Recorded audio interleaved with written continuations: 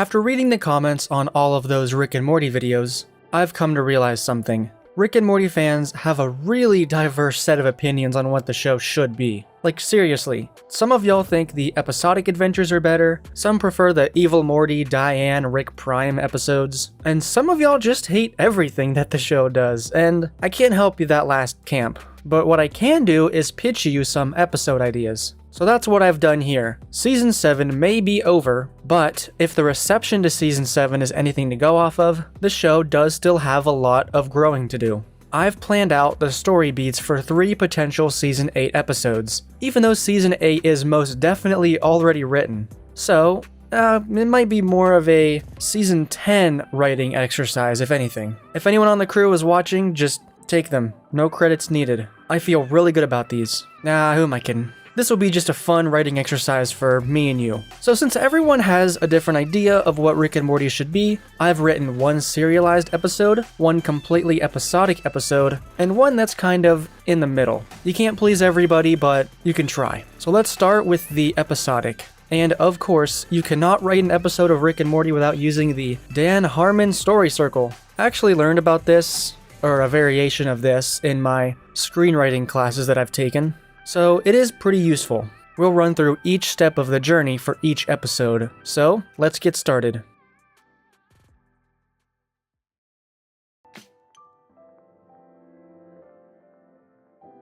The episode starts with Summer in the garage. After doing one of Rick's chores, she accidentally discovers that you can actually smoke portal fluid. Turns out, it gives you a more intense high than any earth drug. Rick does not know what's going on, but she's been doing it for a while at this point. Like, at least a few months. Rick finds out this is happening, and he wants to put a stop to it. Not only because now everyone will want a hit, but smoking the fluid actually has a dangerous side effect. If you're fried to a certain degree, you will start to bring your other dimension selves into this reality, and it will also amplify aspects of your personality. This could lead to a runaway chain reaction of duplicating. Problem is, Summer has already sold the fluid to her friends throughout the school. Rick starts finding groups of people duplicating themselves and being caricatures of their personality. Brad got his hands on it, and now there's an army of Brads aggressively throwing everyone in the school into lockers. The nerdy kid has an army of minions that are building nuclear bombs to take revenge on the school bully. Eventually, Rick finds out the whole family has been doing it in secret for months, and everyone starts duplicating and flanderizing. A group of Summers has now gotten together to figure out a plan to win over that Ethan kid. A group of Beths have accepted their Rick-like tendencies and just started murdering horses, just to operate on them. And a group of Jerrys start networking with each other because it's Jerry. Amidst the chaos, Rick learns that all of the engineering students at the school have started doing it excessively, and they're duplicating out of control, becoming a blob-like mass that moves over the city, building random architecture and shit that will eventually consume everything. At first, Rick's primary solution is to implant them all with an inhibitor chip. He and Morty already have them implanted since they walk through portals so often. And it works on the family and most other people actually, but there's already too many engineers. So Rick goes to plan B. He grabs a syringe off the desk and injects himself and the rest of the family with pure portal fluid, turning them into living portals, and they have to tag people back to their original dimension. You touch something or someone, it goes back to its dimension. It's an extreme solution, but it works. Soon, everyone in the city is back to normal. All the engineers are back where they belong in their original dimension, and so is the massive architecture they were building. But Rick's solution has worked too well, and there's still these living portal creatures. He did not have an antidote for that. Everything the Smith family touches disappears into another universe, including other random people they bump into. Rick's portal gun disappears, the house itself, the whole city is swallowed up, and eventually the entire planet. In another universe, our Rick plus a few other Ricks quarantine the dimension and remove it from the central finite curve. It's grown to be an infection, and it needed to be quarantined off.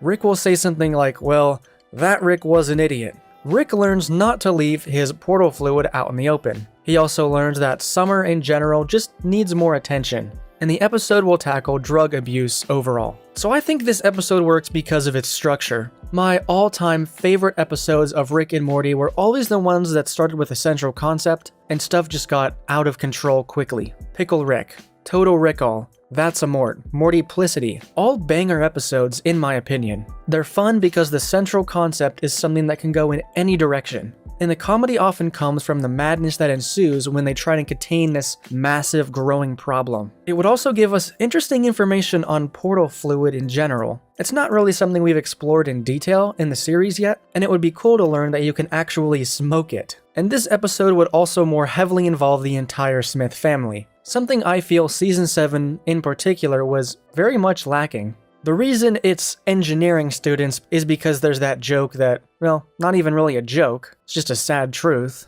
that a lot of engineering students are so stressed in school, they're overdosing on a lot of drugs. It's a problem at like the big schools like Yale and Notre Dame. It's a serious issue, and it's something that I'd like to see Rick and Morty tackle in kind of a comedic but ultimately serious way in the end.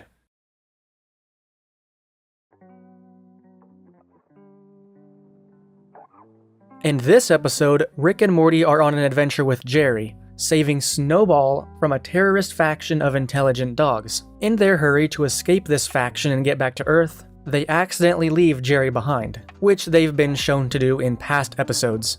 The faction captures him and holds him prisoner. Remember, all the way back in Lawnmower Dog, Snowball hated Jerry in particular, so it makes sense that these dogs would grow to hate him as well. The terrorist group wants to bomb the Earth to destroy where they originally came from. They take Jerry, and they implant a genetic bomb inside of him. We don't yet know what this bomb is, or how it will go off. All we know is Jerry is now a bomb, and they send his ass back to Earth. Rick finds the bomb while trying to, comedically, implant something completely different inside of him without him knowing. We find out that if Jerry goes to the bathroom, the Earth blows up. The dogs did it this way because Snowball would get in trouble every time he peed on the carpet, and this is their revenge. If Jerry pees, everyone on Earth dies. So Rick tries to give him the pill that dissolves his urine, and that works, but he still has to take a shit. And Rick does not have a pill for that, so Rick and Morty shrink down inside Jerry to disarm the bomb, while Beth, Summer, and Snowball make sure Jerry does not shit. And they also have to fight off a bounty hunter that has shown up to the house to kill Rick. This bounty hunter can even be a returning character like the Die Hard guys. Rick and Morty disarm the bomb, and Rick teleports it to the home planet of this bounty hunter. They're in a standoff. If the bounty hunter tries to kill anyone in the Smith family, Rick will drop the bomb on this planet. The bounty hunter relents, he gives up. So Rick teleports the bomb to anywhere else in the universe. He doesn't do any calculations, just anywhere else. Turns out, he accidentally teleported it to right above Gaia, the planet from the episode Children of Mort. She was ramping up her space army to take over Earth. But Rick just unknowingly solved that problem when he dropped a bomb onto her. Everyone returns to normal, and Jerry is able to take a shit, finally. Snowball apologizes for the trouble, then returns to his home planet to continue the fight. Rick learns to not leave Jerry behind, and to be more empathetic, even towards those who are trying to kill him. Old Rick would have dropped the bomb on them anyway, but he doesn't do that this time. This episode is in the middle in terms of serialization, I'm sure you could tell. There's little elements here and there of continuity, but we don't set anything up that we're forced to come back to, if that makes sense. The intelligent dogs are dealt with, Gaia is dealt with, and everything is wrapped up with no loose ends. None of the plot points are actually fixing or retconning anything, they're just past characters or situations that we've seen. I really did love how almost every episode of Season 7 brought in certain characters or little details that presented us with the idea of continuity, like Unity returning in Episode 3, Summer saying Parmesan in Episode 4, things like that. I wanted to do something similar in this episode. The intelligent dogs, Gaia, even the Die Hard guys coming in would kind of make the episode more memorable, I feel.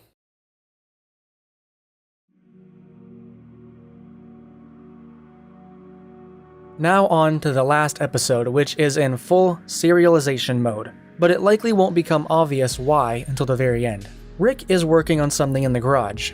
Morty comes home from school, again rejected by Jessica. He's been on a few dates with her, but he's just not feeling connected with her, and he doesn't understand why. Rick ultimately feels bad for him, and he expresses this visually through the storyboarding, showing that Rick is just honestly feeling bad for the guy. but he also doesn't really know how to express it. Rick wants Morty to be happy, because it impedes his work, or at least that's why he says. The next morning, Morty wakes up to Jessica standing outside of his house, saying that she changed her mind and she wants to hang out today. Morty is super relieved to hear this, and his sadness immediately gone. Rick is happy to see Jessica and happy to see Morty feeling good again. In fact, he's feeling so good about it that he sends them on an adventure by themselves in Rick's ship. Maybe it's just to run a quick errand. Maybe it's just to cruise around for a bit. But regardless, Morty is stunned that Rick is actually letting him drive the ship alone. Morty's unfamiliar situation here is actually getting to spend time with Jessica.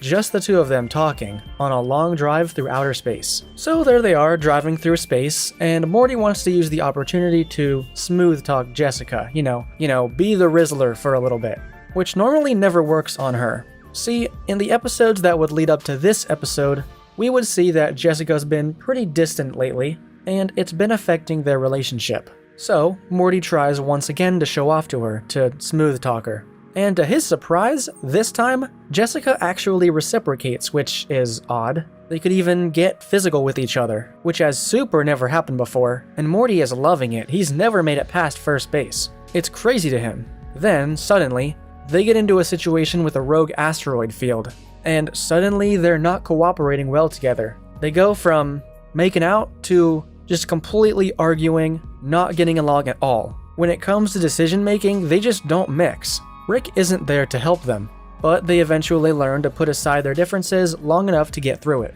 So here Morty is, in the ship with Jessica, and they just survived the asteroid field. Jessica immediately wants to get back to what they were doing before, just making out. And Morty is kind of shocked and almost offended by this. They almost just died. What is she doing? He immediately puts the brakes on this whole thing and confronts her about her inappropriate change in behavior. Morty, being confused about why this Jessica only responds to physical touch, completely opens up. This will be the most vulnerable we've seen Morty ever. He's confused, and he's starting to realize that getting to make out with her just isn't really doing anything for him. It's not making him feel any less lonely than he was before. Finally, Jessica drops the act and just connects with him a little bit. And after a long existential conversation, they ultimately come to realize and agree that they're just not meant for each other. This absolutely crushes Morty, but he recognizes it was necessary for him to move forward. They get back to the garage, and Morty immediately leaves with his sadness returning, but in a new form. He knows he'll never be with Jessica ever again. Rick turns to Jessica and tries to deactivate her because, surprise, she's a robot. Through her conversation with Morty, she actually gained true sentience. Rick and Jessica bot have a conversation, and it's implied to the audience that she's actually a reskin of a Diane bot Rick once built after he lost her, but she was ultimately shelved because he couldn't connect with her. The reason she only responds to physical touch is because she's programmed that way. That's how Rick sees love, so it's how he programmed her. This also implies that since Rick was never able to open up with her, that's why she never gained true sentience like he wanted. Rick learns the consequences of never opening up to anyone, and he also learns that he'll never be able to create a true Diane bot, because he can never open up enough to get this level of sentience. It's also bittersweet, because Rick's goal of getting the robot to sentient level was achieved, but in the end, she didn't want Morty. Rick finally deactivates her, and comes to terms with his own avoidance of the real problem, himself. So I feel really good about the concept of this episode. I think we all love to see Rick get humbled to really get what's coming to him. I think it would make sense, narratively, that Rick would eventually try and build a robotic replacement for Diane at some point, but it would ultimately never work because it only gave him physical gratification. Rick already learned that it could never work for him, but after seeing Morty just so depressed the other night, he tried to help him the only way he knows how, to build him something. The title of the episode also foreshadows this twist. Booger Aids Jessica is the file name he used for the program. This episode is in full serialization mode, really progressing Morty's relationship with Jessica, and definitely progressing Rick's character arc of moving on from Diane. Maybe the episode could end with a post-credits scene of Rick on a date with someone new, showing how he really has moved on this time. That would be a huge development for him. Yes, he's dated some space creatures in the past, but it's clear they were never super serious. This one is gonna stick. So those were my 3 episode pitches for season 10 and beyond. Are there any tweaks you would have made to their stories that could make them better? Or do you have any episode pitches of your own? Leave a comment because I really do love reading every single one of them. I really wanted to get Jerry, Summer, and Jessica involved in these new episodes. Because as I've said in my other Rick and Morty videos, here's a playlist, I've always said that I want those characters to come in and have a duo episode with Rick. It would just kind of be really interesting and something we haven't really seen very much of before. And lastly, thank you all so much for the support on the channel. You know, it took me 3 years to hit 1,000 subs, and just 1 month to hit 2,000 after that. You've all been amazing, and now that Season 7 is over, I'd like to know which show or even which video format you'd like to see me doing moving forward. Because this channel isn't just for Rick and Morty content. I know that might disappoint some of you, but I don't want to stick to one show and that's it. I don't want to pigeonhole myself into one type of content. I also want to move into other areas as well. They can still be review-based, but maybe I could review South Park, or maybe I could review, I don't know, I could freaking go back to Gravity Falls again, or even Final Space, something. So let me know in the comments also what you'd like to see moving forward on this channel besides Rick and Morty. Be on the lookout for a community post about this as well. Anyway guys, that's all for this video. My name is Candles. I love you all. Good night.